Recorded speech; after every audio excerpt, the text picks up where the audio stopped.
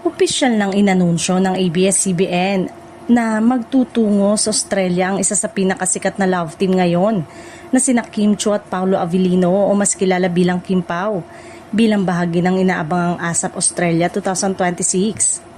Sa inilabas na promotional poster, nakasaad ang mensaheng "It's official, Kim Pao is headed to Australia", na agad nagpasaya sa kanilang mga tagahanga sa Pilipinas at sa iba't ibang panig ng mundo.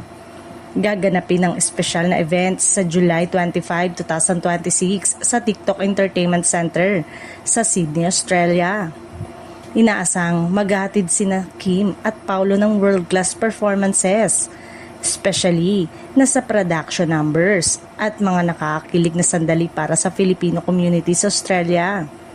Patuloy na lumalakas ang tambalan ng dalawa matapos ang kanilang matagumpay na mga proyekto sa telebisyon, pelikula, dahilan upang maging isa sila sa mga pinaka-inaabangang performer ng naturang event.